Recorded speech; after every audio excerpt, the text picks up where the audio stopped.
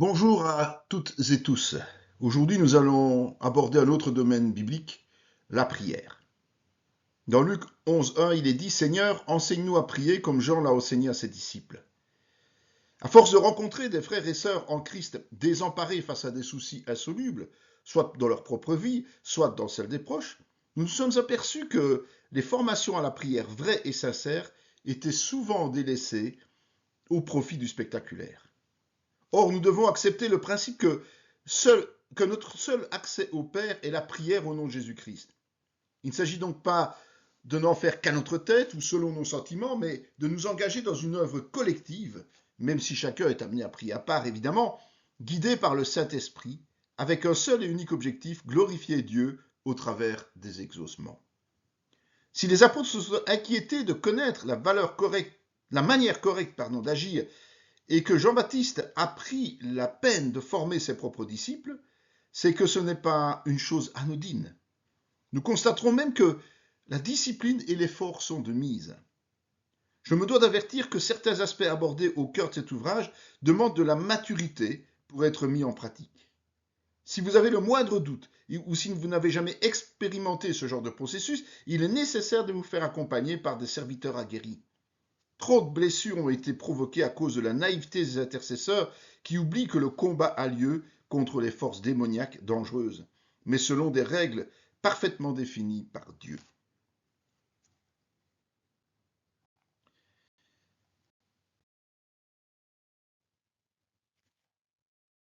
Le premier concept, c'est que Dieu est souverain dans tous ses plans. Si nous voulons aborder la prière avec sérieux, nous soulignerons tout d'abord que Dieu seul est souverain et que les plans de Dieu sont antérieurs à notre existence. Ésaïe 25:1 nous dit: Ô Éternel, tu es mon Dieu, je t'exalterai, je célébrerai ton nom, car tu as fait des choses merveilleuses, tes desseins conçus à l'avance se sont fidèlement accomplis. Et 46:10-11, j'annonce dès le commencement ce qui doit arriver, et longtemps d'avance ce qui n'est pas encore accompli. Je dis, mes arrêts subsisteront, et j'exécuterai toute ma volonté. C'est moi qui appelle de l'Orient un oiseau de proie, d'une terre lointaine un homme pour accomplir mes desseins. Je l'ai dit, je le réaliserai, je l'ai conçu et je l'exécuterai.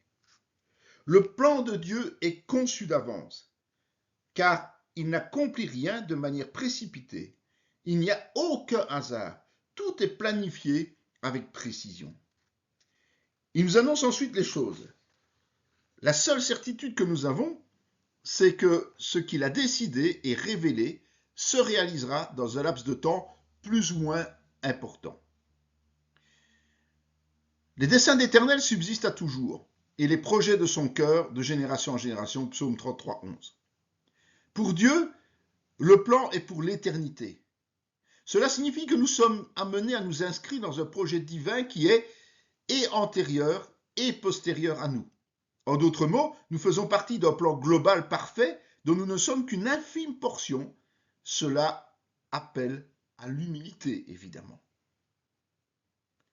En lui, nous sommes aussi devenus héritiers, ayant été prédestinés suivant la résolution de celui qui opère toutes choses d'après le conseil de sa volonté, afin que nous servions à la louange de sa gloire, nous qui d'avance avons espéré en Christ. Éphésiens 1:11-12. N'ayant pas créé l'enfer pour l'homme, le plan de Dieu inclut son salut par Jésus. Ainsi, nous sommes prédestinés et devenons héritiers du royaume de Dieu. Mais si le destin humain est de faire partie du peuple d'adorateurs en esprit et en vérité pour l'éternité par la foi en Christ, l'objectif final est la gloire de Dieu. Dieu est grand par sa puissance. Qui saurait enseigner comme lui?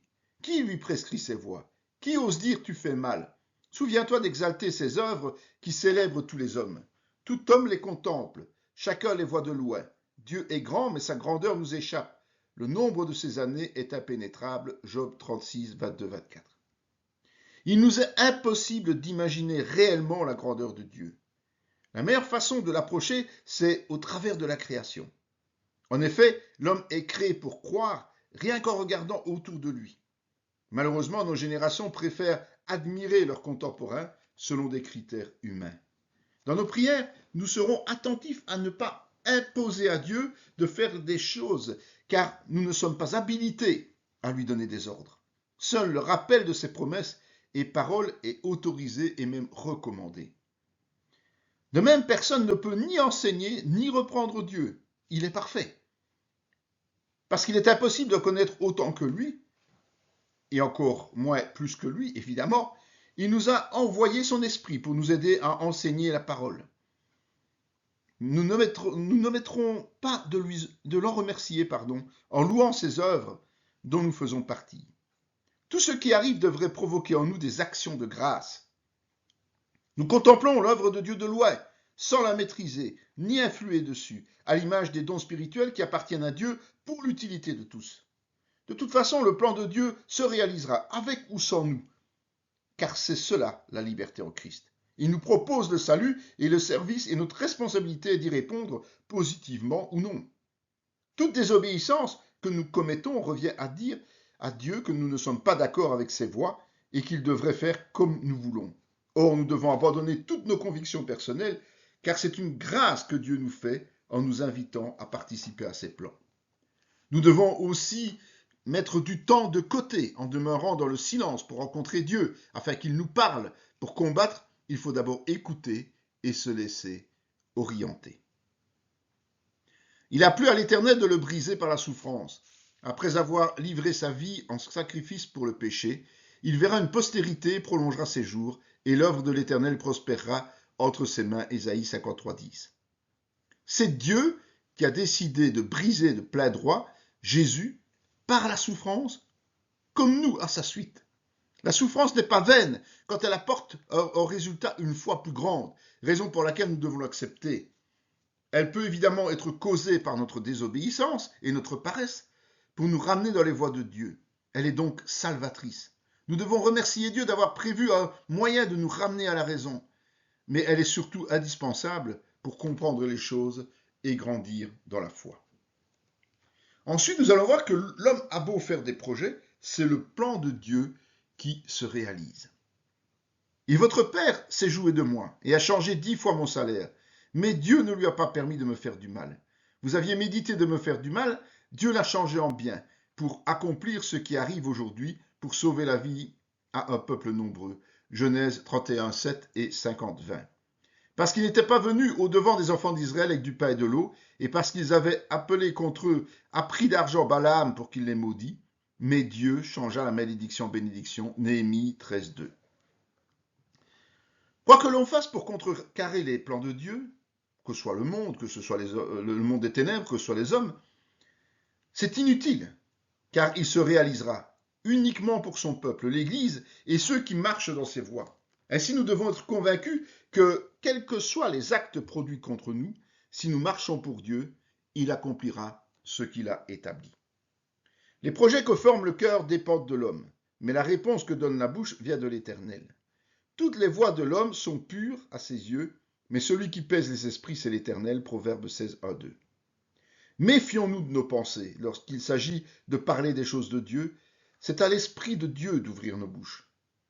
En effet, si nos idées sont biaisées à cause de la chair, la vérité est révélée par l'Esprit. Nos paroles et actions se fondront sur la Bible, qui est la vérité de Dieu, notre unique base de travail acceptable. Il prononcera les paroles contre le Très-Haut, il opprimera les saints du Très-Haut, et il espérera changer les temps et la loi. Et les saints seront livrés entre ses mains pendant un temps, des temps et la moitié d'un temps. Puis viendra le jugement, et on lui ôtera sa domination, qui sera détruite et anéantie pour jamais. Daniel 7, 25-26. Même si ce passage concerne la fin des temps, le plan de Dieu est le plan de Dieu. Même si l'ennemi semble prendre le dessus, la victoire appartient toujours à Dieu. Il y a dans le cœur de l'homme beaucoup de projets, mais dans le dessein de l'Éternel, c'est le dessein de l'Éternel qui s'accomplit. Proverbe 19, 21. Alors que l'homme a des idées à foison, c'est toujours ce que Dieu a décidé qui s'accomplit. L'Éternel renverse les desseins des nations. Il anéantit les projets des peuples. Les desseins d'Éternel subsistent à toujours et les projets de son cœur de génération en génération. Psaume 33, 10, 11. Rappelons-le encore une fois, les projets des hommes sont éphémères, sauf pour ce qui s'inscrit dans la volonté de Dieu. Tout est pure perte. Seuls les projets de Dieu sont éternels. Nous sommes régénérés pour servir Dieu, pas pour nous honorer nous-mêmes. Je sais, ô Éternel, la voie de l'homme n'est pas en son pouvoir. Ce n'est pas à l'homme, quand il marche, à diriger ses pas. Jérémie 10, 21. Il est inutile de réfléchir sans cesse comment faire les choses, car c'est Dieu qui dirige nos pas, pas nous. Demandons-lui de prendre le relais et de nous guider afin d'éviter de marcher là où il ne faut pas. Nous n'avons aucun pouvoir sur nous-mêmes et nous ne nous appartenons plus, car nous sommes le temple du Saint-Esprit. C'est pour cette raison que Dieu est notre maître. Prenons par exemple Paul ou Philippe. Si nous sommes malléables, il adaptera nos plans en fonction des situations. Nous ne maîtrisons rien. C'est Dieu qui fait tout, qui décide de tout. Il nous guide si nous lâchons prise sur nos propres vies. C'est lui qui change les temps et les circonstances, qui renverse et qui établit les rois, qui donne la sagesse aux sages et la science à ceux qui ont d'intelligence. Il révèle ce qui est profond et caché, il connaît ce qui est dans les ténèbres, la lumière demeure en lui. Daniel 2, 21-22. Dieu bouleversera toujours nos projets. Faisons confiance au Créateur plutôt qu'aux créatures ou à la création. Dieu tient tout entre ses mains et tout est offert par lui. Il met tout en lumière. N'oubliez pas que Christ est lumière, voir Jean 1.1. Il révèle à ceux qui obéissent. Il connaît tout ce que nous cherchons à cacher. Nous sommes censés travailler pour que la lumière prédomine dans les ténèbres, en faisant ressurgir ce qui est caché à la vue de tous. Mieux encore, nous sommes lumière. Par la sanctification, nous éclairons de plus en plus. Et de mettre en lumière quelle est la dispensation du mystère caché de tout temps en Dieu qui a créé toutes choses, afin que les dominations et les autorités dans les lieux célestes connaissent aujourd'hui par l'Église la sagesse infiniment variée de Dieu, selon le dessein éternel qu'il a mis en exécution par Jésus-Christ notre Seigneur. Éphésiens 3, 9, 11. La dispensation du mystère caché, c'est le salut par Christ. Dieu l'a caché de tout temps en lui-même avant de le faire sortir de lui à la lumière au travers de Jésus, Dieu. Aujourd'hui, c'est l'Église qui éclaire sur cette vérité et tout le monde spirituel peut voir cette lumière. Au travers d'elle, Dieu révèle son plan de la grâce. Dieu donne à l'homme et sa sagesse infiniment variée de Dieu, l'inscrivant ainsi dans une continuité parfaite.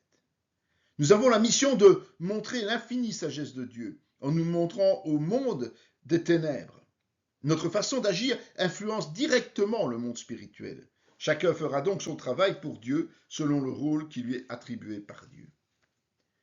Qui est celui qui obscurcit mes desseins par des discours sans intelligence? Job 38, 2. Quand nous nous lamentons, nous ne laissons pas la lumière de Dieu arriver aux autres et empêchons le monde de voir l'œuvre de Dieu. Notre comportement inadéquat met un voile devant la splendeur de Dieu. Je reconnais que tu peux tout et que rien ne s'oppose à tes pensées. Quel est celui qui a la folie d'obscurcir mes desseins? Oui, j'ai parlé sans les comprendre, de merveilles qui me dépassent et que je ne conçois pas. Job 42, 2, 3. Job reconnaît que Dieu peut tout et qu'il est impossible de s'opposer à ses plans. Il admet qu'il a parlé à tort car il a voulu commenter les plans de Dieu sans les comprendre. Il ne faut pas parler des choses de Dieu que nous ne saisissons pas, car nous obscurcirons ainsi les choses extraordinaires. Notre intelligence doit être nourrie par la parole, avec prudence, car nous ignorons trop de vérités bibliques. Ce que nous recevons n'est qu'une petite part de la révélation de l'immense plan de Dieu. Nous devons être conscients de qui nous sommes dans le royaume de Dieu. L'homme n'est pas le centre du monde. Inutile donc de faire des plans à la place du Créateur. Nous voyons encore que Dieu utilise tous les hommes. En effet, contre ton saint serviteur Jésus que tu as oint, Hérode et Ponce Pilate se sont ligués dans cette ville avec les nations et avec les peuples d'Israël pour faire tout ce que ta main et ton conseil avaient arrêté d'avance. Dieu est souverain sur tous les hommes, quel que soit leur statut et position, pour réaliser ses plans. Il n'est donc pas nécessaire d'être chrétien pour qu'il nous utilise. Nous devons être conscients de cela, car nul n'est indispensable. Or David, après avoir en son temps servi au dessein de Dieu, est mort, a été réuni à ses pairs et a vu la corruption. Acte 13, 36. David a servi au dessein terrestre et spirituel de Dieu, au temps qu'il a fixé, sans continuité personnelle dans le plan éternel du Seigneur. Comme chacun d'entre nous, il n'a fait que passer avant de disparaître physiquement. Car l'Écriture dit à Pharaon, « Je t'ai suscité à dessein pour montrer en toi ma puissance, et afin que mon nom soit publié par toute la terre. » Romains 9, 17. Dieu a suscité Pharaon pour qu'il soit mis en évidence et remplisse un objectif précis. Pourtant, Pharaon n'était pas croyant. Car Dieu a mis dans leur cœur d'exécuter son dessein et d'exécuter un même dessein, et de donner leur royauté à la bête, jusqu'à ce que les paroles de Dieu soient accomplies. Apocalypse 17, 7. Les gens du monde pensent mener leur propre vie comme ils l'entendent, mais ils se leurrent. En réalité, ils réalisent les plans de Dieu. Ici, Dieu leur a permis de s'accorder dans un même plan unique, un même projet unique, donner la royauté à la bête. Pourquoi donnent-ils de mauvaises pensées aux hommes? Parce que dès le départ, leur cœur est tortueux et ils le rejettent. Alors il les endurcit et les aveugle encore plus pour les amener à accomplir son plan. Notons encore que c'est Dieu qui fixe les temps sans que nous puissions ni précipiter ni retarder les événements. Par la puissance de Dieu qui nous a sauvés, nous a adressé une sainte vocation, non à cause de nos œuvres, mais selon son propre dessein et selon la grâce qui nous a été donnée en Jésus-Christ avant les temps éternels. 2 Timothée 1,9. De même, Dieu donne un rôle particulier aux chrétiens nés de nouveau en les appelant à son service. Comme le salut offert à tous les hommes, le service est une grâce. Notre choix, tant de croire que de servir, doit impérativement se faire durant notre séjour terrestre. C'est le principe de la prédestination. Évidemment, Dieu sait à l'avance qui croira, qui obéira, qui persévérera jusqu'à la fin.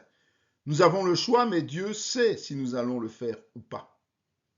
Dieu utilise les hommes de façon différente. Ceux du monde pour accomplir la phase négative de ses plans, pour nous faire réagir, et les chrétiens pour participer au royaume des cieux et pour accomplir son plan céleste. En vérité, je vous le dis, celui qui croit en moi fera aussi les œuvres que je fais. Il en fera de plus grandes parce que je m'en vais au Père. Et tout ce que vous demanderez en mon nom, je le ferai, afin que le Père soit glorifié dans le Fils. Si vous demandez quelque chose en mon nom, je le ferai. Jésus accomplissait les œuvres que le Père lui demandait de faire. Nous pouvons en faire de plus grandes parce qu'elles sont agréées de Dieu. En effet, le chrétien marchant dans l'obéissance ne demandera jamais quelque chose de contraire à la volonté de Dieu. Et quand bien même il le ferait involontairement, il annulera cette demande en demandant que sa requête respecte la volonté divine plutôt que la sienne, comme le fit Jésus à Gethsémane. Ainsi, nos prières seront altruistes et en accord avec la parole Jésus. Abraham et Sarah étaient vieux, avancés en âge, et Sarah ne pouvait plus espérer avoir des enfants. Elle rit en elle-même et en disant, « Maintenant que je suis vieille, aurais-je encore des désirs? Mon Seigneur aussi est vieux. » L'Éternel dit à Abraham, « Pourquoi donc Sarah a-t-elle ri en disant, « Est-ce que vraiment j'aurai un enfant, moi qui suis vieille ?» Y a-t-il rien qui soit étonnant de la part de l'Éternel? Au temps fixé, je reviendrai vers toi, et à cette époque, Sarah aura un fils. Alors que l'homme est limité, les plans de Dieu dépassent largement nos contraintes. Inutile donc de chercher à nous y opposer, ne fût-ce que par le doute. Dieu nous a créés à son image. Dire que nous ne sommes pas capables de faire sa volonté, c'est offenser Dieu. En tant que chrétiens, nous devons nous imposer au monde et pas l'inverse. Nous faisons connaître le mystère de sa volonté selon le bienveillant dessein qu'il avait formé en nous-mêmes, Éphésiens 1,9. Dieu nous révèle sa volonté et ses plans au travers de la Bible, mais aussi de diverses autres manières. Servir Dieu ne se fait pas à l'aveugle. Il vise un objectif qu'il révèle dans une vision, c'est-à-dire une idée globale de ce qu'il veut faire avec nous. C'est motivant de savoir ce que Dieu veut faire avec nous. Je te répondrai qu'en cela, tu n'as pas raison, car Dieu est plus grand que l'homme. Veux-tu donc disputer avec lui, parce qu'il ne rend aucun compte de ses actes? Dieu parle cependant, tantôt d'une manière, tantôt d'une autre, et l'on n'y prend point garde. Il parle par des songes et par des visions nocturnes, quand les hommes sont livrés à un profond sommeil, quand ils sont endormis sur leur couche. Alors il leur donne des avertissements et met le sceau de ses instructions, afin de détourner de l'homme du mal, et de le préserver de l'orgueil, afin de garantir son âme de la fosse et sa vie des coups du glaive. Job 33, 12, 18. Dieu est infiniment plus grand que nous.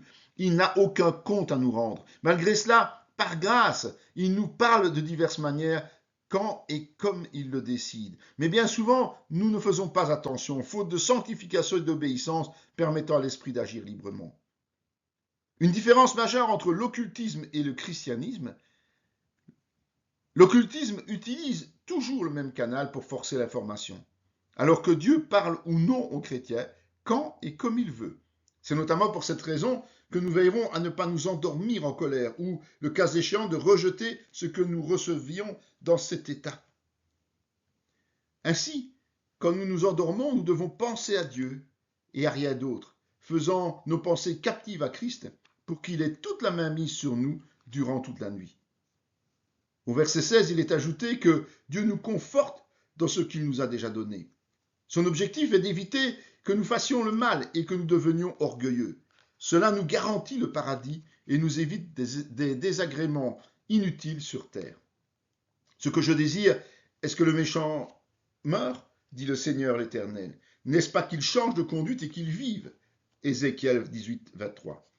Dieu veut le bonheur de l'homme, qui passe par le salut, mais nous devons l'écouter. Ses plans sont bons pour nous, si nous apprenons à l'écouter. Autre point, c'est que la patience est nécessaire dans l'attente de l'accomplissement. Mais ils oublièrent bientôt ses œuvres. Ils n'attendirent pas l'exécution de ses desseins. Psaume 106, 13.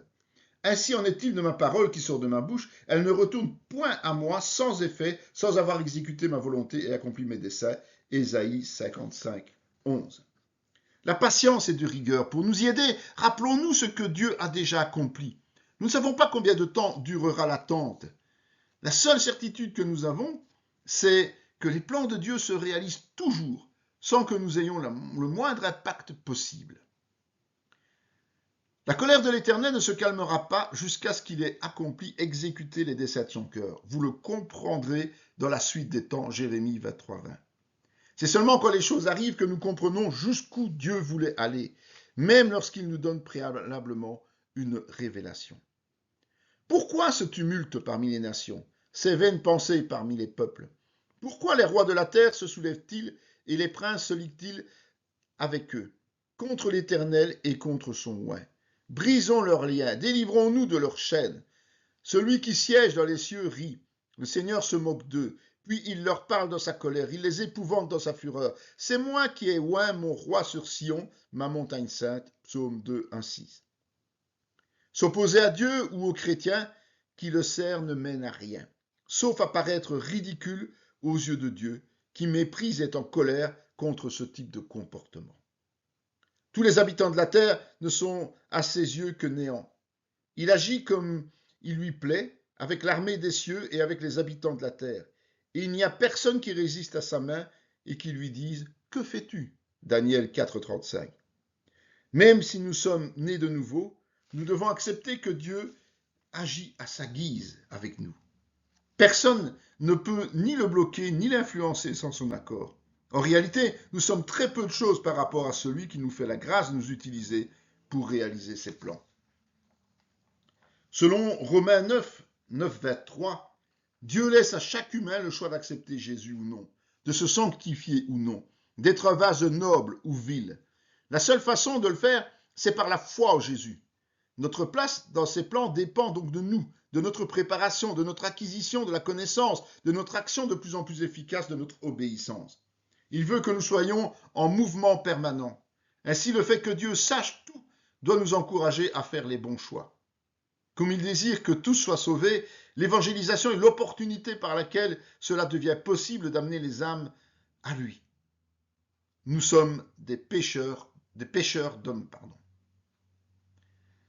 Mais l'Éternel, ton Dieu, n'a point voulu écouter Balaam. Et l'Éternel, ton Dieu, a changé pour toi la malédiction en bénédiction, parce que tu es aimé de l'Éternel, ton Dieu. Tu n'auras souci ni de leur prospérité, ni de leur bien-être, tant que tu vivras à perpétuité. Balaam a prié pour que Dieu maudisse son peuple. Mais ce dernier aime ses enfants et ne tient nullement compte des prières de malédiction. Au contraire, il les transforme en bénédiction. Ainsi, les chrétiens sont assurés que toutes les mauvaises paroles, incantations, travaux occultes et autres sorts deviendront source de bonnes choses de la part de l'Éternel, afin que sa gloire resplendisse. Laissons-les donc s'acharner contre nous sans nous en inquiéter. Plus forte sera l'opposition, plus forte sera la bénédiction, et plus la gloire de Dieu resplendira. Quand nous prions pour nos ennemis qui refusent la paix que nous leur offrons, elle nous revient en retour. Nous devons aussi être prêts. Quand nous entendîmes cela, nous et ceux de l'endroit, nous priâmes Paul de ne pas monter à Jérusalem.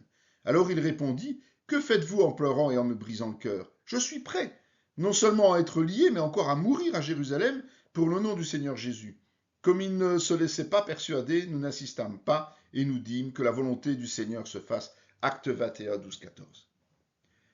Ne connaissant jamais les plans de Dieu dans leur globalité, nous nous conformerons à ses instructions et devons être prêts en permanence à subir les conséquences de notre choix, en ce compris dans les pires situations.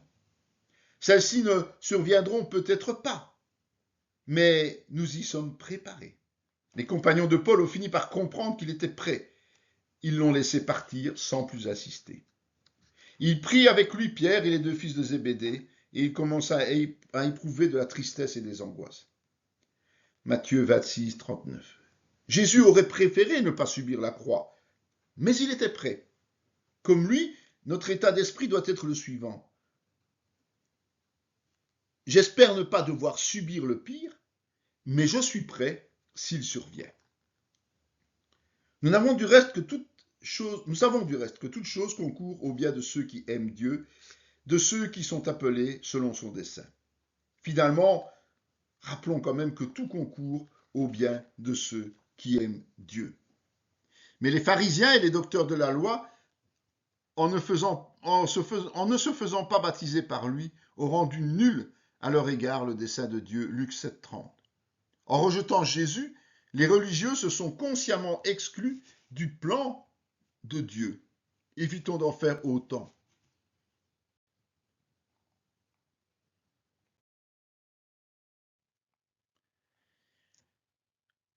Deuxième point important, c'est que la vérité est incontournable. Tenez donc ferme, ayez à vos reins la vérité pour ceinture, revêtez la cuirasse de la justice. Éphésiens 6, 14. Qu'est-ce que la vérité? Jean lui a rendu témoignage et s'est écrié, « C'est celui dont j'ai dit, celui qui vient après moi m'a précédé, car il était avant moi. Et nous avons tous reçu de sa plénitude et grâce pour grâce. Car la loi a été donnée par Moïse, la grâce et la vérité sont venues par Jésus-Christ. Personne n'a jamais vu Dieu. Le Fils unique qui est dans le sein du Père est celui qui l'a fait connaître. » Jean 1, 15, 18. Jésus est la source de vérité, pas seulement du salut gratuit. Jésus lui dit, « Je suis le chemin, la vérité, la vie. Nul ne vient au Père que par moi. Si vous me connaissiez, vous connaîtriez aussi mon Père, et dès maintenant vous le connaissez et vous l'avez vu. » Jean 14, 6, 7. Il est non seulement la source de la vérité, mais il est aussi vérité et la voie pour la connaître. C'est lui, Jésus-Christ, qui est venu avec de l'eau et du sang. Non avec de l'eau seulement, mais avec l'eau et avec le sang. Et c'est l'Esprit qui rend témoignage parce que l'Esprit est la vérité. Jean 5, 6. Et moi je prierai le Père, et il vous enverra un autre consolateur, afin qu'il demeure éternellement avec vous. L'Esprit de vérité que le monde ne peut recevoir parce qu'il ne le voit point et ne le connaît point.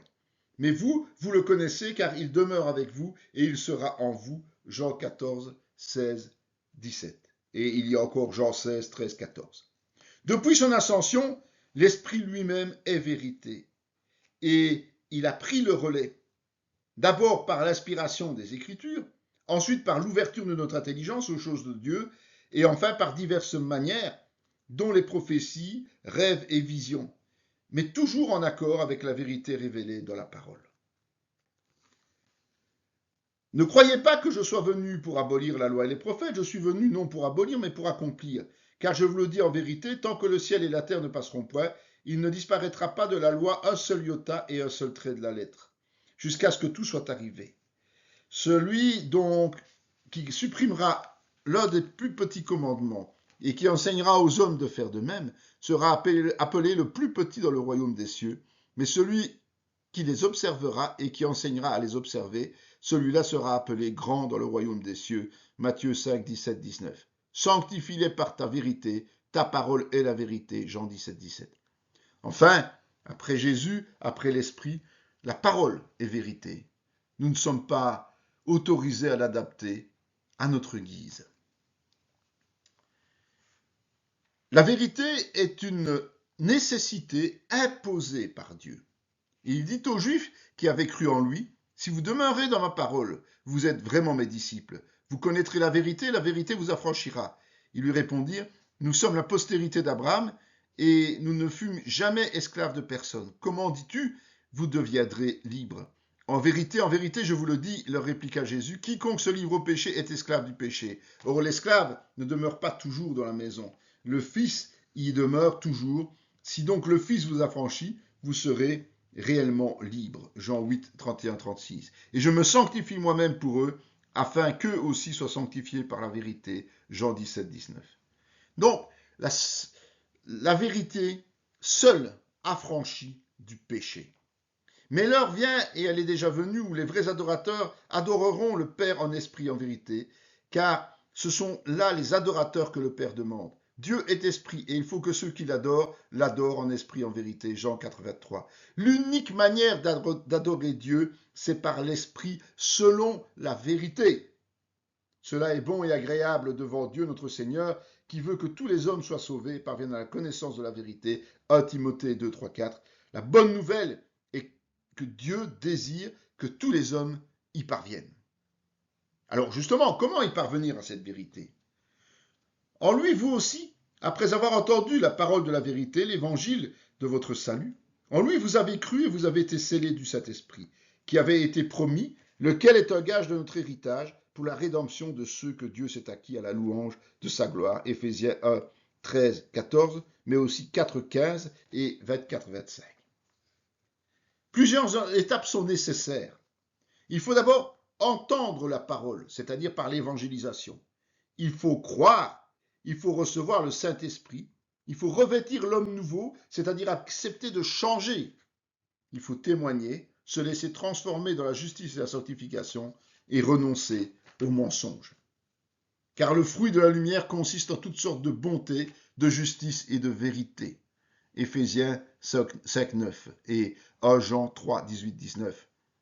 Le résultat final se détecte dans les fruits de l'esprit, visibles dans nos vies et dans les actes que nous posons. Car quiconque fait le mal est la lumière et ne vient point à la lumière, de peur que ses œuvres ne soient dévoilées. Mais celui qui agit selon la vérité vient à la lumière afin que ses œuvres soient manifestées parce qu'elles sont faites en Dieu. Jean 3, 20, 21, lire aussi 2 Timothée 2, 15. Cette métamorphose est d'autant plus visible aux yeux de tous que celui qui vit dans la vérité ne se cache pas, mais se fait violence en se portant garant de celle-ci auprès des autres. Car nous n'avons pas de puissance contre la vérité, nous n'en avons que pour la vérité. 2 Corinthiens 13, 7. Tout cela est rendu possible par la puissance que donne la vérité. Et puis, il faut bien se dire que la vie d'église est importante. Je t'écris ces choses avec l'espérance d'aller bientôt chez toi, mais afin que tu saches, si je tarde, comment il faut se conduire dans la maison de Dieu, qui est l'église du Dieu vivant, la colonne et l'appui de la vérité. 1 Timothée 3, 14, 15. L'église permet de connaître la vérité et de l'appliquer au travers des ministères, au travers de l'amour fraternel, au travers de la Sainte Seine, au travers des révélations et de bien d'autres choses. Et puis, il faut savoir que Dieu base ses jugements sur la vérité. Nous savons en effet que le jugement de Dieu contre ceux qui commettent de telles choses est selon la vérité. Romains 2, 2. Il faut aussi lire 1 Jean 1, 6 et 1 Jean 2, 4. La vérité ne se dit pas, elle se vit. C'est pourquoi Dieu les a livrés à l'impureté selon les convoitises de leur cœur, en sorte qu'ils déshonorent eux-mêmes leur propre corps, eux qui ont changé la vérité de Dieu en mensonge et qui ont adoré et servi la créature au lieu du Créateur, qui est béni éternellement. Amen. Romains 1, 24, 25. Refuser de la vivre, cette vérité, c'est s'exposer à la colère et à l'aveuglement de Dieu. Car si nous péchons volontairement après avoir reçu la connaissance de la vérité, il ne reste plus de sacrifice pour les péchés, mais une attente terrible du jugement et l'ardeur d'un feu qui dévorera les rebelles. Hébreux 10, 26, 27. Le chrétien qui s'en détourne se met en danger spirituel mortel. En conclusion, nous pouvons dire que nous rendons grâce à Dieu, le Père de notre Seigneur Jésus-Christ, et nous ne cessons de prier pour vous, ayant été informés de votre foi en Jésus-Christ et de votre charité pour tous les saints, à cause de l'espérance qui vous est réservée dans les cieux et que la parole de vérité, la parole de l'Évangile vous a précédemment fait connaître. Colossiens 1, 3, 5. Et dans 3 Jean 1, 4, il est dit « Je n'ai pas de plus grande joie que d'apprendre que mes enfants marchent dans la vérité. Puissions-nous un jour recevoir ce type de compliment de la part de serviteurs de Dieu. Parlons dans la vérité, évidemment, pas en train de nous flatter. »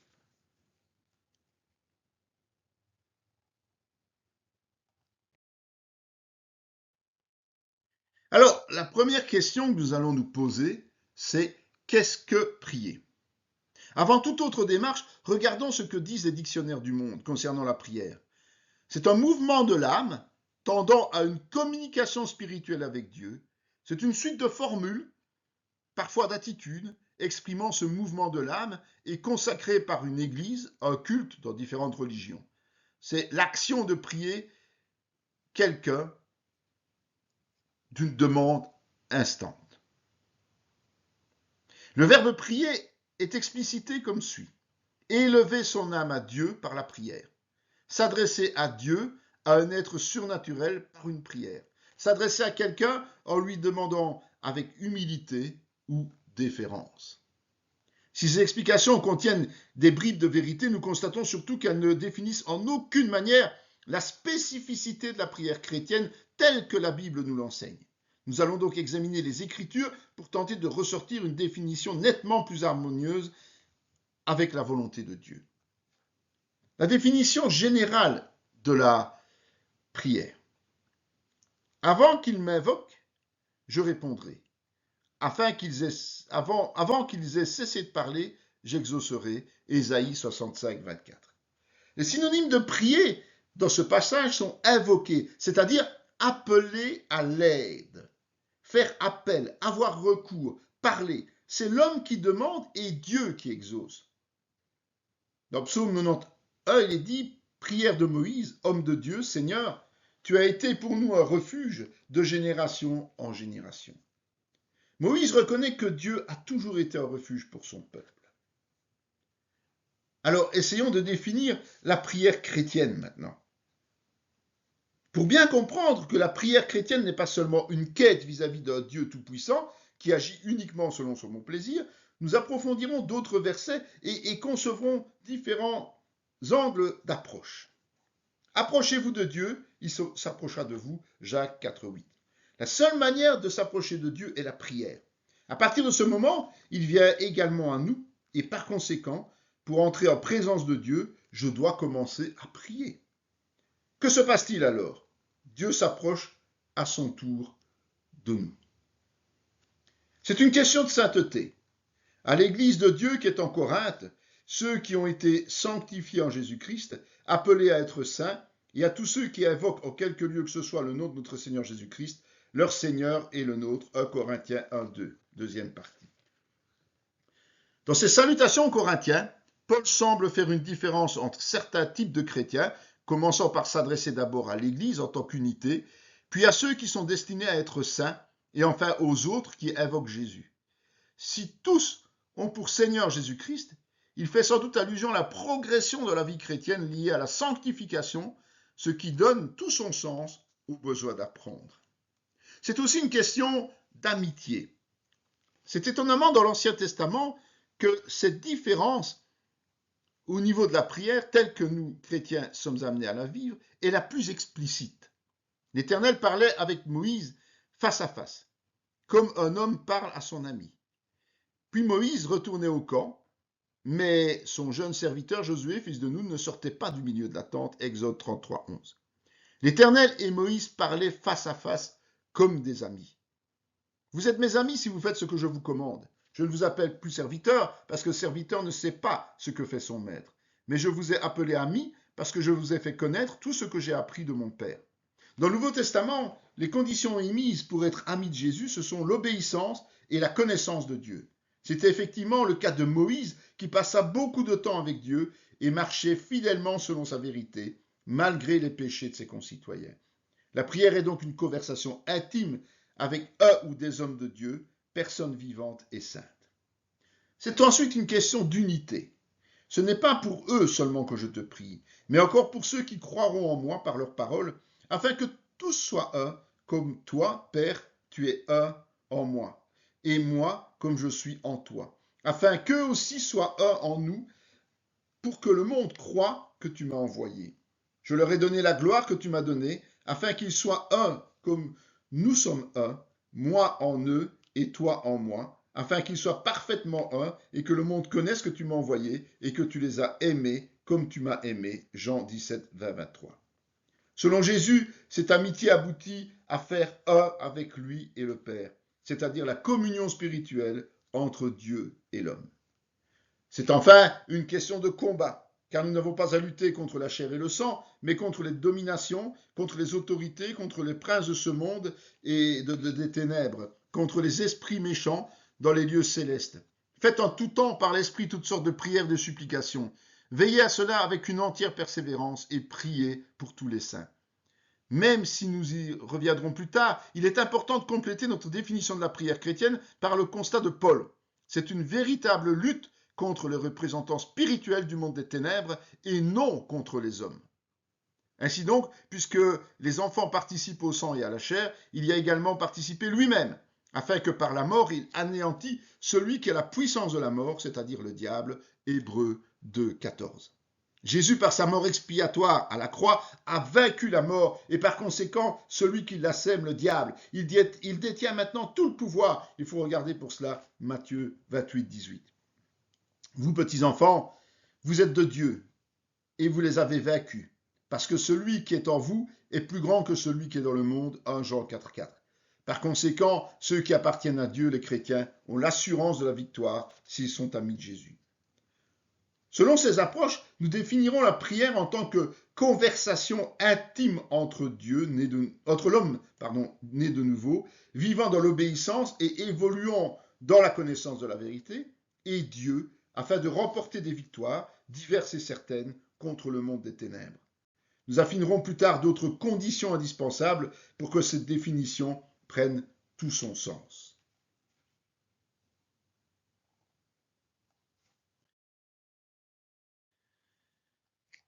Nous allons maintenant voir 3 principes fondamentaux. Une conversation prend de nombreuses tournures et traite d'innombrables sujets, d'autant plus que si elle se déroule dans une pleine confiance. Toutefois, les Écritures nous révèlent 3 principes systématiques à appliquer qui lui font prendre toute l'envergure espérée. Et moi je vous dis, demandez et l'on vous donnera. Cherchez et vous trouverez. Frappez et l'on vous ouvrira. Car quiconque demande reçoit, celui qui cherche trouve, et l'on ouvre à celui qui frappe. Luc 11, 9, 10. Pour recevoir quoi que ce soit, nous devons d'abord demander. Mais cela ne se fera pas si nous avons appris, cela ne se fera que si nous avons appris à connaître, c'est-à-dire trouver la volonté de Dieu en la cherchant assidûment, frapper, principalement dans la parole. Ce qui nécessite d'y consacrer du temps et de la méditer. Dans ces conditions, l'exaucement est garanti, c'est l'ouverture. Plus tard, les autres vierges vinrent et dirent « Seigneur, Seigneur, ouvre-nous » Matthieu 25, 11. Celui qui ouvre, c'est le Seigneur. C'est ce qui garantit notre succès. Prier, c'est aussi être sentinelle pour les autres. Nous étudierons le rôle spécifique de la sentinelle plus tard, mais il est essentiel de nous rappeler que l'intercession concerne principalement autrui et non soi. En effet, s'il est permis et même conseillé de présenter nos propres requêtes, la portée suprême de la prière est ce qu'elle offre aux autres par notre intermédiaire. Alors il s'assit, appela les 12 et leur dit « Si quelqu'un veut être le premier, il sera le dernier de tous et le serviteur de tous. » C'est un principe basique du corps de Christ. Celui qui veut exercer un rôle important doit se faire serviteur des autres et s'appliquer à la parole. La parole de l'Éternel me fut adressée en ces mots. « Fils d'homme, parle aux enfants de ton peuple et dis-leur. Lorsque je fais venir l'épée sur un pays et que le peuple du pays prend dans son sein un homme et l'établit comme sentinelle, Si cet homme voit venir l'épée sur le pays, sonne de la trompette et avertit le peuple, et c'est celui qui entend le son de la trompette ne se laisse pas avertir, et que l'épée vienne le surprendre, son sang sera sur sa tête. Il a entendu le son de la trompette, et il ne s'est pas laissé avertir, son sang sera sur lui. S'il se laisse avertir, il sauvera son âme. Si la sentinelle voit venir l'épée et ne sonne pas de la trompette, et si le peuple n'est pas averti, et que l'épée vienne enlever à quelque la vie, celui-ci périra à cause de son iniquité, mais je redemanderai son sang à la sentinelle. Ézéchiel 33, 1, 6. En priant avec un esprit altruiste, nous sommes en communion avec Dieu et recevons de sa part les informations nécessaires et le discernement pour avertir les autres des dangers qui les guettent. C'est une lourde responsabilité qui peut avoir des conséquences désastreuses pour ceux qui n'assument pas leur rôle.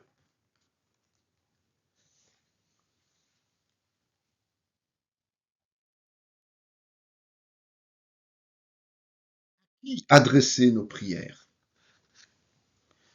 Dans les définitions des dictionnaires mondains, nous avons lu que la prière consiste à s'adresser à Dieu ou à un autre être spirituel. Ceci explique pourquoi le terme prier est utilisé dans toutes les religions. Pourtant, la Bible nous enseigne que nous sommes en réalité fortement limités dans nos droits quant à nos interlocuteurs célestes. Alors, faut-il prier à Dieu le Père? En ce temps-là, Jésus prit la parole et dit « Je te loue, Père, Seigneur du ciel et de la terre, de ce que tu as caché ces choses aux sages et aux intelligents, et de ce que tu les as révélées aux enfants. » Sur terre, Jésus priait très souvent en s'adressant exclusivement à son Père. Voici comment vous devez prier. Notre Père qui es aux cieux, que ton nom soit sanctifié. Matthieu 6, 9. Le modèle de prière transmis aux disciples par Jésus est le Notre Père. Rendez continuellement grâce pour toutes choses à Dieu le Père, au nom de notre Seigneur Jésus-Christ, Éphésiens 5, 20. Dans la continuité, Paul fait référence au Père. Donc oui, nous devons adresser nos prières au Père. Faut-il les adresser à Dieu le Fils? Puis ils firent cette prière. Seigneur, toi qui connais les cœurs de tous, désigne lequel de ces deux tu as choisi. Acte 1, 24. Au moment de désigner un apôtre, en remplacement de Judas, Pierre s'adresse au Seigneur. Et il lapidait Étienne qui priait et disait « Seigneur Jésus, reçois mon esprit » Acte 7, 59. S'il ne fait aucun doute que les prières sont destinées au Père, d'autres passages évoquent aussi le Fils, mais seulement après son sacrifice à la croix et sa résurrection, après qu'il ait reçu tout pouvoir des mains du Père. Le Seigneur, après leur avoir parlé, fut enlevé au ciel et s'assit à la droite de Dieu. Jésus est actuellement sur le trône du Père, raison pour laquelle il peut accorder son exaucement. Car nous n'avons pas un souverain sacrificateur qui ne puisse compatir à nos faiblesses. Au contraire, il a été tenté comme nous en toutes choses, sans commettre de péché. Approchons-nous donc avec assurance du trône de la grâce, afin d'obtenir miséricorde et de trouver grâce pour être secourus dans nos besoins. Hébreux 4, 15, 16. Sa particularité est qu'il connaît la vie dans la chair humaine, ayant été tenté comme nous le sommes, mais contrairement à nous, il n'a pas failli. De ce fait, il comprend nos difficultés et nos souffrances et fait preuve d'une grande miséricorde face à nos besoins, tout bénéfice pour nous évidemment. Donc oui, nous pouvons adresser des prières à Dieu le Fils. Et au Saint-Esprit alors. Aucun passage ne nous relate explicitement de prières adressées au Saint-Esprit. Nous allons chercher à comprendre le pourquoi, notamment dans Ézéchiel. Il me dit, prophétise et parle à l'Esprit. Prophétise, fils de l'homme, et dit à l'Esprit, ainsi parle le Seigneur l'Éternel, Esprit via des quatre vents, souffle sur ces morts, et qu'ils revivent. Ézéchiel 37, 9, 10. Si ce passage du livre d'Ézéchiel semble imager une prière à l'Esprit, le fait de recevoir l'ordre de lui parler de la part de l'Éternel n'en est pas une. En réalité, c'est une prophétie. Ainsi parle le Seigneur. En réalité, il transmet fidèlement un ordre du Seigneur à l'Esprit par une requête personnelle. Pas une requête personnelle, pardon. Et Marie, l'ange lui répondit, le Saint-Esprit viendra sur toi et la puissance du Très-Haut te couvrira de son ombre. C'est pourquoi le saint enfant qui naîtra de toi sera appelé Fils de Dieu. Et Marie dit, mon âme exalte le Seigneur et mon esprit se réjouit en Dieu, mon Sauveur, parce qu'il a jeté les yeux sur la bassesse de sa servante. Car voici désormais toutes les générations me diront bienheureuse, parce que le Tout-Puissant a fait pour moi de grandes choses, son nom est saint. Dans le premier verset, c'est dans Luc 1, 31 et 46, 49, dans le verset 35, la Trinité est présente. Le Saint-Esprit œuvre, la puissance du Père couvre et le Fils est engendré. Peu de temps après, lors de sa visite auprès d'Élisabeth, Marie proclame la prière de louange. Elle s'adresse au Seigneur, c'est-à-dire à Dieu, son Sauveur, le Tout-Puissant. Si ces termes englobent le Père et peut-être le Fils, le Saint-Esprit n'est pas concerné. Le Saint-Esprit dépend du Père et du Fils dans ses actions. Dès que Jésus eut été baptisé, il sortit de l'eau, et voici les cieux s'ouvrirent, et il vit l'Esprit de Dieu descendre comme une colombe et venir sur lui. Matthieu 3,16. Il n'y a aucun doute, l'Esprit est bien Dieu. Dieu est esprit, il faut que ceux qui l'adorent l'adorent en esprit et en vérité. Mais Dieu est aussi esprit. C'est l'essence même de sa personne. Dieu a uniquement une nature spirituelle. Le représenter corporellement est une erreur. Il a d'ailleurs interdit toute représentation devant laquelle on s'inclinerait, Deutéronome 5,8. Car celui que Dieu a envoyé dit les paroles de Dieu, parce que Dieu ne lui donne pas l'esprit avec mesure, Jean 3,34. C'est le Père qui donne le Saint-Esprit. Moi je vous ai baptisé d'eau, lui il vous baptisera du Saint-Esprit, Marc 1,8. C'est Jésus qui baptise de l'Esprit.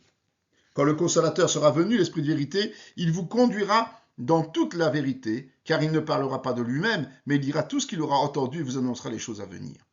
De ce fait, l'Esprit ne parle pas de lui-même, mais il répète ce qu'il a vu et connaît de Dieu. Il n'agit pas de sa propre initiative, mais selon les instructions, les paroles et les actes de Dieu, Père et Fils. C'est sans aucun doute, ce qui justifie le fait qu'il soit préférable et même conseillé de s'adresser au Père et au Fils, pas à l'Esprit. Le Père et le Fils sont chargés des décisions. Lui pas, il ne fait que les appliquer.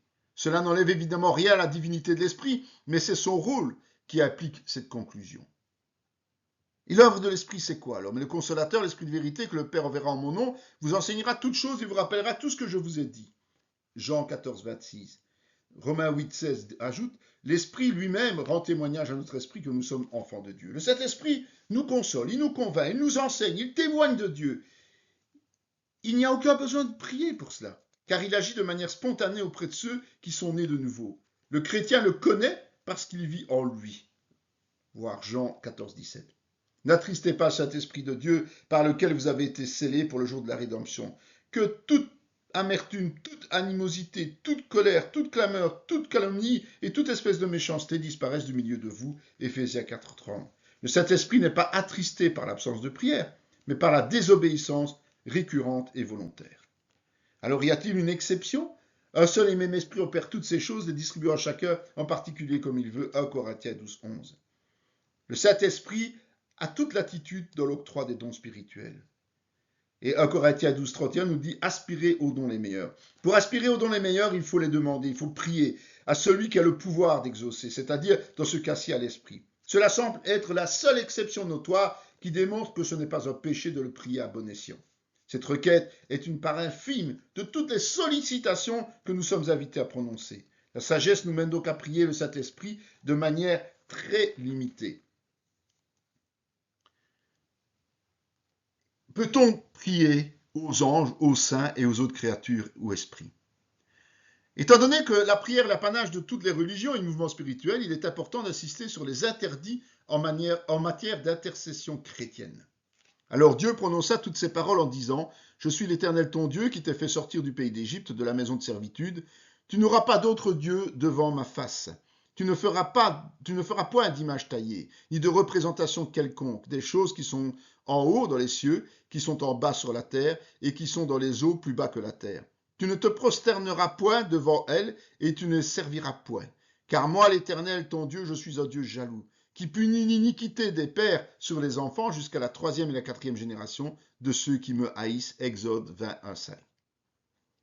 Ces interdits viennent directement de Dieu, pas d'autre Dieu, et pas de représentation quelconque issue de la création devant lesquelles on offrirait un culte, c'est-à-dire se prosterner, soit un geste de prière, servir, vénérer. Il est tout simplement jaloux au point de faire tomber un jugement sur plusieurs générations en cas de désobéissance. Quelle est la position de Jésus à ce niveau-là?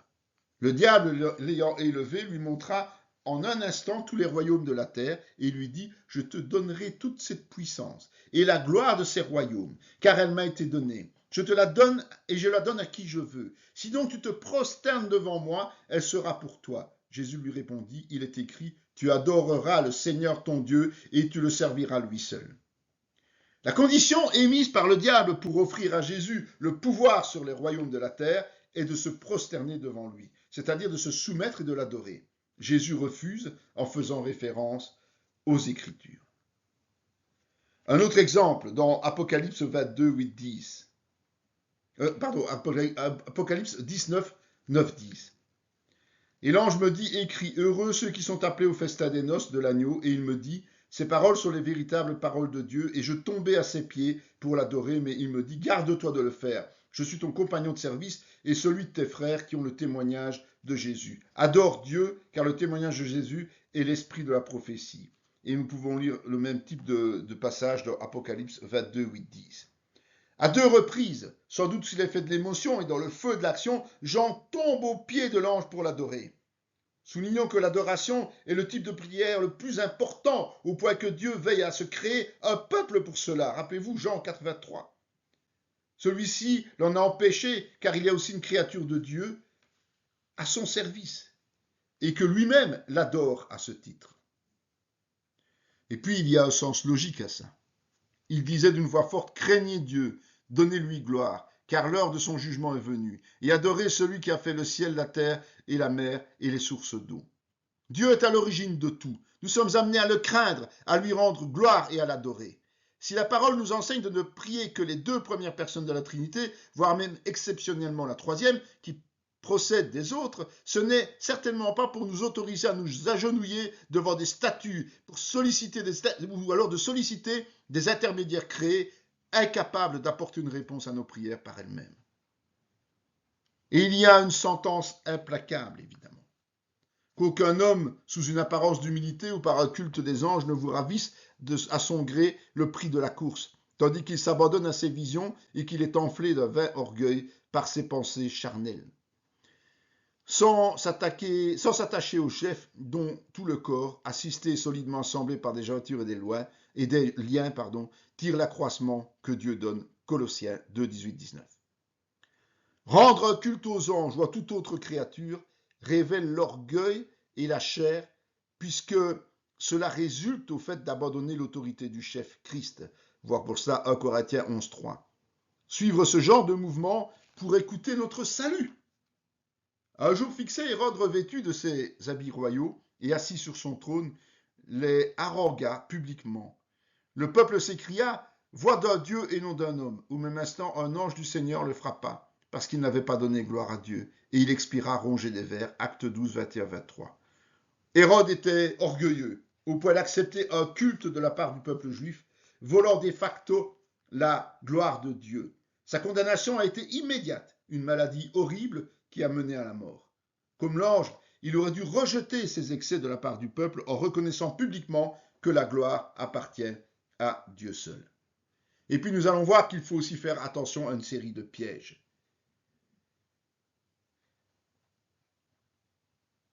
Cette période, cette ère de l'Église nous appelle à la plus grande vigilance. Si nous nous trompons d'interlocuteur pour nos requêtes, nous risquons d'être exaucés par la mauvaise personne et subir ainsi des conséquences inutiles. D'abord, la tromperie organisée. Et cela n'est pas étonnant puisque Satan lui-même se déguise en ange de lumière, 2 Corinthiens 11, 14. Satan prend sans vergogne l'apparence d'un ange de lumière. Car il s'élèvera de faux Christ et de faux prophètes. Ils feront de grands prodiges de miracles au point de séduire, s'il était possible, même les élus. Matthieu 24, 24. Les usurpateurs agissent surtout par des signes surnaturels. Ne dit-on pas « tout ce qui brille n'est pas or » ? Ce qu'ils veulent, c'est séduire, et si possible, les chrétiens. Soyez sobres, veillez, votre adversaire le diable rôde comme un lion rugissant, cherchant qui il dévorera. 1 Pierre 5, 8. Le diable est avide de nos âmes. Il observe constamment nos faits et gestes et pour nous se précipiter dans la moindre faille. Il attend donc les faux pas de ceux qui se laissent distraire par tous ces faux prophètes, par tous ces faux serviteurs. Dans Apocalypse 13, 12, 14, il est dit « Elle exerçait toute l'autorité de la première bête en sa présence, et elle faisait que la terre et ses habitants adoraient la première bête, dont la blessure mortelle avait été guérie. Elle opérait de grands prodiges, même jusqu'à faire descendre du feu du ciel sur la terre, à la vue des hommes. Elle séduisait les habitants de la terre par des prodiges qui lui avaient été donnés d'opérer en présence de la bête, disant aux habitants de la terre de faire une image de la bête qui avait la blessure de l'épée et qui vivait. Dans les prophéties de la fin des temps, deux bêtes sont décrites, le faux prophète et l'antéchrist. Le rôle principal du premier est d'amener les gens à adorer le second en les séduisant par de grands prodiges et des miracles au point de faire dresser une statue de l'antéchrist. Dans Apocalypse 13, 4, 8, il est dit, ils adorèrent le dragon parce qu'il avait donné l'autorité à la bête. Ils adorèrent la bête en disant, qui est semblable à la bête et qui peut combattre contre elle. Il lui fut donné une bouche qui proférait des paroles arrogantes et des blasphèmes.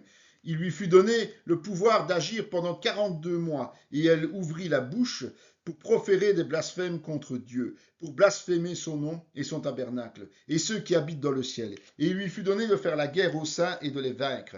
Il lui fut donné autorité sur toutes les tribus, tout peuple, toute langue et toute nation. Et tous les habitants de la terre l'adoreront, ceux dont le nom n'a pas été écrit dès la fondation du monde, dans le livre de vie de l'agneau qui a été immolé.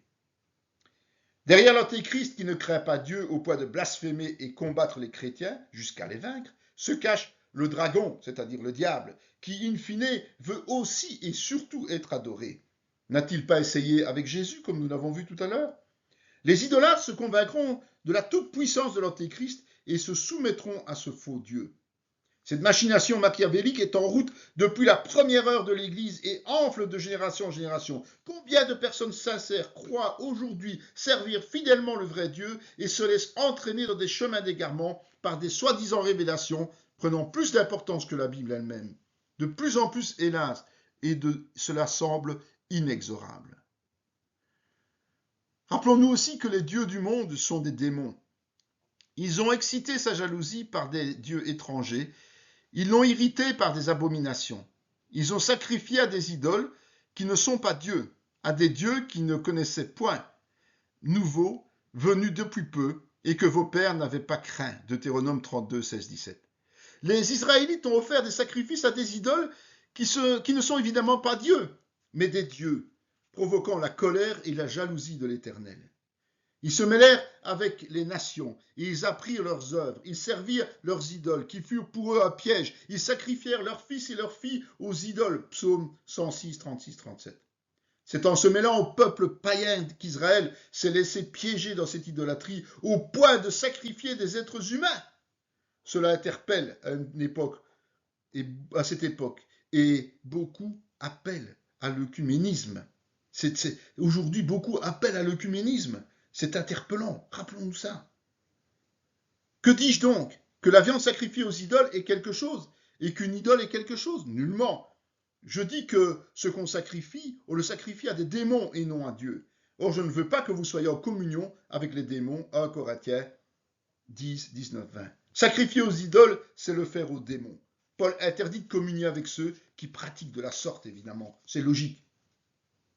Mais l'Esprit dit expressément que dans les derniers temps, quelques-uns abandonneront la foi pour s'attacher à des esprits séducteurs et à des doctrines de démons par l'hypocrisie de faux docteurs portant la marque de la flétrissure dans leur propre conscience. 1 Timothée 4, 1, 2. La particularité des derniers temps est l'abandon de la vraie foi pour suivre, encouragé par de faux ministères évidemment, des esprits séducteurs aux doctrines démoniaques. Nous savons que nous sommes de Dieu et que le monde entier est sous la puissance du malin, 1 Jean 5, 19. Si le monde est soumis au diable, les chrétiens, eux, appartiennent à Dieu, évidemment. Et rappelons quand même qu'il n'y a aucune excuse possible. En effet, les perfections invisibles de Dieu, sa puissance éternelle et sa divinité se voient comme à l'œil depuis la création du monde quand on les considère dans ses ouvrages. Ils sont donc inexcusables puisque, ayant connu Dieu, ils ne l'ont point glorifié comme Dieu et ils ne lui ont point rendu grâce, mais ils se sont égarés dans leurs pensées et leur cœur, sans intelligence, a été plongé dans les ténèbres. Romains 1, 20, 21. La création révèle Dieu par elle-même. Il est donc impossible de ne pas le connaître involontairement. Ne pas le glorifier et le remercier est inexcusable pour qui que ce soit, d'autant que la plupart s'égarent dans leur propre raisonnement et s'enfoncent ainsi dans les ténèbres. Alors quelle est la sentence de Dieu? L'apparition de cet impie se verra par la puissance de Satan, avec toutes sortes de miracles, de signes et de prodiges mensongers, et avec toutes sortes de séductions, de l'iniquité pour ceux qui périssent parce qu'ils n'ont pas reçu l'amour de la vérité pour être sauvés. Aussi Dieu leur envoie une puissance d'égarement, pour qu'ils croient au mensonge, afin que tous ceux qui n'ont pas cru à la vérité, mais qui ont pris plaisir à l'injustice, soient condamnés. 2 Thessaloniciens 2, 9, 12. Ce qui manque à ceux qui se laissent séduire et pêchent avec plaisir, c'est l'amour de la vérité. Leur drame est que Dieu les aveugle encore plus au point de leur laisser croire qu'ils sont dans le vrai. Finalement, ils sont condamnés. Et un autre, troisième ange, les suivit en disant d'une voix forte, si quelqu'un adore la bête et son image et reçoit une marque sur le front ou sur la main, il boira lui aussi du vin de la fureur de Dieu, versé sans mélange dans la coupe de sa colère. Et il sera tourmenté dans le feu et le soufre devant les saints anges et devant l'agneau. Et la fumée de leur tourment monte au siècle des siècles. Et ils n'ont de repos ni jour ni nuit, ceux qui adorent la bête et son image, et quiconque reçoit la marque de son nom. C'est ici la persévérance des saints qui gardent les commandements de Dieu et la foi de Jésus. Apocalypse 14, 9, 12. Les rebelles finiront par être marqués du sceau de la bête, provoquant ainsi la fureur de Dieu et leur fin en enfer. Dieu attend des chrétiens la persévérance, l'obéissance et la foi en Jésus. Point. Et je vis les trônes, et à ceux qui s'y assirent fut donné le pouvoir de juger. Et je vis les âmes de ceux qui avaient été décapités à cause du témoignage de Jésus et à cause de la parole de Dieu, et de ceux qui n'avaient pas adoré la bête ni son image, et qui n'avaient pas reçu la marque sur leur front et sur leurs mains. Ils revinrent à la vie, ils régnèrent avec Christ pendant 1000 ans. Apocalypse 24. Ceux qui demeureront intègres recevront la résurrection et une place aux côtés de Christ. Nous sommes appelés à la plus grande vigilance face à tout ce qui nous est proposé en matière de prière. Seuls ceux qui se limiteront à respecter les prescrits bibliques en adorant que Dieu, Père, Fils et accessoirement Saint-Esprit, auront droit à partager l'éternité aux côtés de Jésus. Brisons donc toutes nos statues, déchirons nos images, effaçons nos croyances erronées et retournons immédiatement à l'essentiel, les Écritures, afin d'agir en conformité avec elles. Cette vidéo fait partie intégrante de la formation en théologie pratique dispensée par la mission de théologie Emmanuel de Parakou, Bénin, sous l'autorité académique du Centre chrétien Emmanuel SBL, Spa, Belgique.